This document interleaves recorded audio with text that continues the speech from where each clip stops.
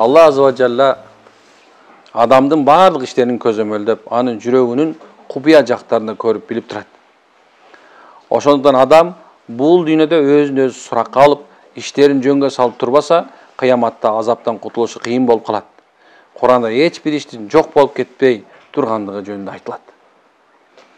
Куранда Алла Таала ар бир адамга амал дептери коюлат. Ошондо капырлардын андан коркконун көрөсүң. Алар о азаптуу күн бизге кандай өкүнүч камдалган. Мына амал китепти кичине да чоңу да калтырбай тизмелениптир дешет. Ошондо алар өздөрү жашагандарын өздөрү алдына табышат. Бирок эч ким эч кимге адилетсиздик кылбайт дейт Аллах Таала. Дегеним, бул жерде мындай кыскача түшүнүк ала турган болсок, баарын көзөмөлдөп туручу Аллах, бизге өмүр берген Аллах. Өмүрүңдү сага өзүңө арнап берген. Биз дайыма айтабыз, сенин өмүрүң сеники гана. Сеники гана. Ал эч кимдики эмес. Меники өзүмчө. Сенин балаңдыкы өзүнчө, аялыңдыкы өзүнчө, бир туугандарың өзүнчө, ата-энең өзүнчө. Эми ошол ким кандай ошол убактысын, өмүрүн кандай колдоно тургандыгын Алла Таала айтат. Биз өзүңөргө берип турат. Некен? Бирок билгиле, Аллах Таала силерди көзөмөлдөп турат. Аллах көзөмөлдөп тургандай эле өзүңдүн убактыңды, өмүрүңдү көзөмөлдө. Бекер текке өткөзүп алба. Негизги максатты унутуп калба деп Аллах Таала. Эген ошондо алар өздөрү жашагандарын өз алдына табышат дегени, бул дүйнөдө баягы эмнени сепсең ошону аласың дегендей, ошол бул дүйнөдө эмне кылган болсоң, кыяматта өзүңдүн алдыңда табасың. Аллах Таала сени эле алдыңа коюп берет, сени эле табакка салып берет, башка эч кимге бербейт. Бул сеники болчу дейт да. Бул күнөө да сеники болчу, бул сооп да сеники болчу. Мына сеники. Аны ошонун баары таразага тарт дейт. Мына ошол мезгилде капырлар дейт, же болбосо динсиздер, Алладан коркпогондор, же болбосо субханаллах Алланы унутуп калгандар, чын эле ушул күн болуп калды, азаптуу күн болуп калдыбы дешип чочушат экен да. Жөн чочушпайт да. Мен бир эмени айтып бердим да, кыяматта субханаллах качан капырлар тургузганда, капырлар тушунда бир баягы эмеден турганда, кабырдан турганда, пайгамбар айтат, мен аларды көз алдымда элестетип турам дейт. Алар кабырдан турган мезгилинде ушундай бир эмелеринен үстүлөрүнөн топуракты күйүшөт экен да. Күйүп атыштыр, эмне болуп кетти дешет экен да. Бири-бирин карашат экен, караса чочот экен, сен каяктан экен. Мындай караса аянып турат экен. Ушундай чоң аян. Капырлар көрүп туруп, Алла дейт экен. Чын эле айтылган нерсе болуп калдыбы дейт экен. Ошо айтылган күн келип калдыбы? Ошол кыямат болуп калды, биз тириле турган күн, жооп бере турган күн болуп калдыбы? Дешти, я лайтани кунту тураба деп экен, баштан мыкчат. Алла, биз андан көрө топурак эле боюнча калбайт белек. Бизди кечир дейт экен. Карсаң кандай нерсе. Ошол азаптуу күнү бардыгынын өзүнүкү мисалы алса, бул дүйнөдө арамды деле кыла бер, адалды деле кыла бер. Намаз деле окубай кой, оку.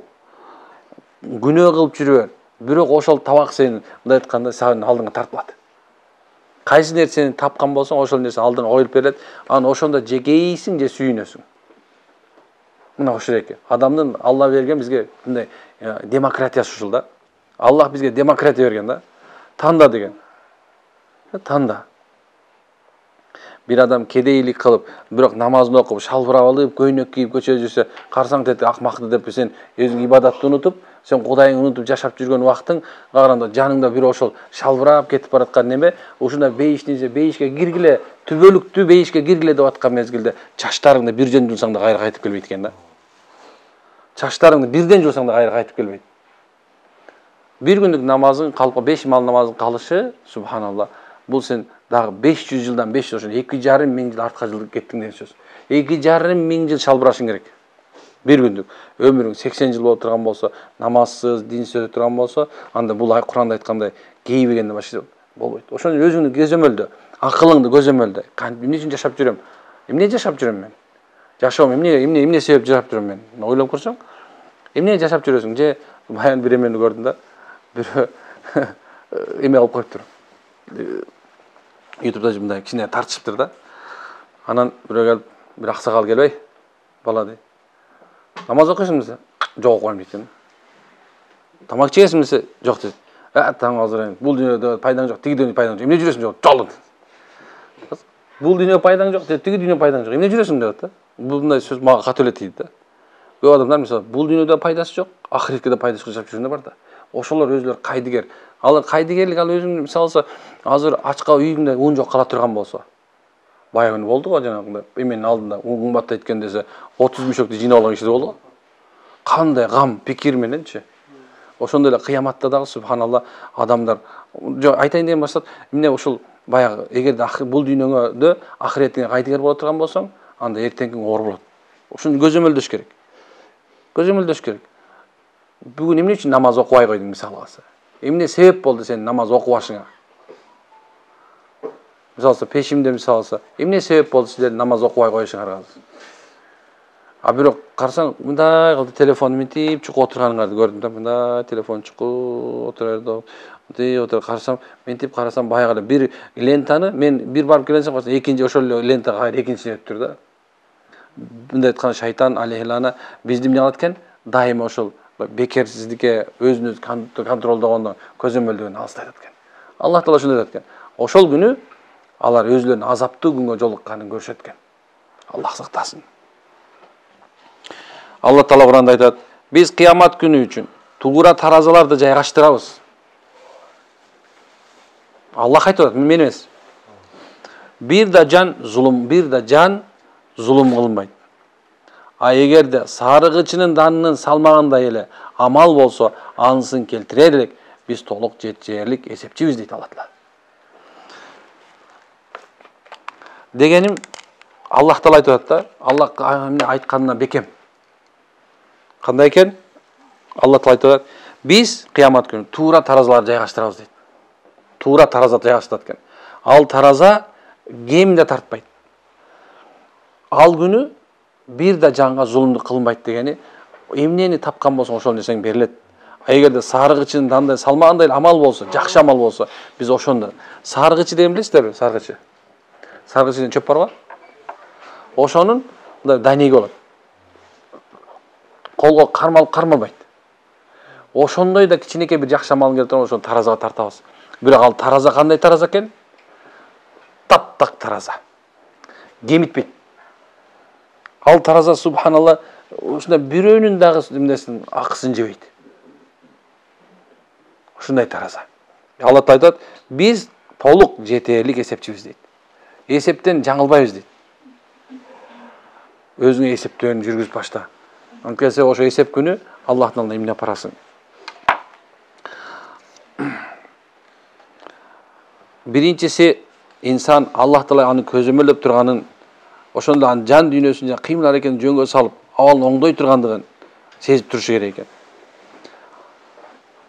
Аллах таала Куранда айтат экен: "Эй момундар, Алладан корккула, жан ээси эртеңки эмне даярдаганын карасынчы. Эмнеге даярдандың? Кара, корккун. Алладан корккула, анткени Алла силердин эмне кылып жатканыңардан кабардар." деп Алла таала айтат экен. Пайгамбар саллаллаху алейхи вассалам: "О адамдар, Алла тооба кылып кечирим сурагыла, мен да күндө 100 жолу тооба кыламын" деди. Хазирет Умар эсепке тартылуудан мурда өзүңөрдү эсепке тарткыла деген сөздү дайыма кайталап турар эле дейт. Машалла. Эсепке салган адам ответственный болот. Мисалы бир адам бир фирма кура турган болсо, фирма кыла турган болсо, жумуш боло турган болсо, эмне кылат экен ал? Ошол өзүнүн фирмасынын эсебин алганга аракет кылат. Бир нерсе көзөмөлдөн кетип калбасын деп бияна камераларды коет. Эмне үчүн? Анткенсе, Аллаху саллаллаху эмне үчүн дегенде, ал билет, ошо фирмада азыр бир нерсе кемий турган болсо, ошол бардык нерсе жок болуп кетет. Ошондой эле субханалла, сенин өмүрүң көзөмөлгө алынбаса, анда аны ар ким урдайт. Ар ким урдайт. Акча чогулттуң, неше мүмкүн экен? Бирөө болбогон эле бир нерсеге тартышы мүмкүн. Бир машина алып койбойлу, же болсо субханалла ушундай. Сен ошо менен ажыга барып келишиң керек болчу. Сен эмне экен, сен өмүрүңдү канча ишти ойлобош керек да, иштеп атасың да бир жерде. Иштеп атканда сен өмүрүң кетип атат ошондо. Ошо өмүрүң менен ошо ден соолугуңга кетип атат. Эми ошол өмүрүңдөгү таап аткан акчаңдын баардыгын тең иштеп келеличи иштеп туруп, потребитель сыяктуу субханалла бул дүйнөнүн бир нерсесине короткон адам акылсыз. Ошол шайтан да башка бирөө да сенин өмүрүңдү урдаганга аракет кылат экен. Ажылыгыңды, намазыңды, орозоңду урдаганга аракет кылат. Эгерде сен урдатып жей турган болсоң, анда эртең анығы банкрот сен болосуң, субханалла. Эмне экен? Кийин инсан тырышчаакты кылыш керек экен. Тырышчаак болуш керек экен. Биз өзүбүздүн жашообузга көзөмөлдөгөндөн кийин, ошо көзөмөлдөп аткан мезгилде тырышчаагыраак болушубуз керек экен. Ошо аракетибизди күчөтүшүбүз керек экен. Таптагыр токтотпогонго аракет кылыш керек. Өзүңдүкүн таптагыр токтотпогон, анткени урдап албасын бирөө. Шайтан субхана сен өмүрүңдү урдап койбосун. Намаз окуп атасызбы экен? Машаллах. Намаз окуп атасызбы? Намаз окуп атасызбы? Окуйлу. Канча убактыбызды урдатып ийдик. Ойлобош керек. 30 жыл десе, мен жашмын дебеш керек. 40 миң десе, эртон болуп калдым дебеш керек. 50 миң десе, дагы бар убакыт дебеш керек. 60ка чыгып пенсияда окуйм дебеш керек. Эмне үчүн? Анткени сен урдап ийет. Ошол өмүрүңдү урдап алды бирөө. Өзүң нафсиңди көзөмөлдөш керек. Өзүңдү субан карашың керек. Дайым такай. Бирок унутпаш керек. Мусулман баардык жерде алдыда болуш керек. Бүткүл нерседе алдыда болууга аракет кыла бериш керек. Канчалык сен бир нерсе баштадыңбы, Аллага таваккел кыл. Жоксо Чыңгыз хан айткандай, бир нерсе баштадыңбы, токтобо дегендей. Баштадыңбы, токтобо. Мен күнөө иштен кенеш алыс болуш керек, бирок канча суда ишиң баштадың, бир нерсе баштадыңбы, токтобош керек. Дайым адалдык менен аракет кыла бериш керек. Өмүрүң сеники. Аны кандай план? Сен балам үчүн, аялым үчүн, бир туугандарым үчүн деп жашообуз, биз алар жакшы мамиле, аларга болгон ушундай бир сүйүү мухаббат менен болуш мүмкүн. Бирок көп убактарда мен ахирет үчүн жашап атам деш керек. Ким ахирет үчүн жашаса, Алла Таала бул дүйнөсүн аркасынан ээрчип салат. Ким бул дүйнө үчүн жашаган болсо, анда Алладан ошол бул дүйнөнүн аркасынан ээрчип, ахиретін унутуп калат. Аллаху акбар. Аракет кылабызбы? Машалла. Өзүбүз көзөмөлдөйбүзбү? Өмүрүбүздү узатып берелби? Макул сунар булар. Субханак хамда шанта астагфируллах ва атубу илейк. Аллах разы болсун.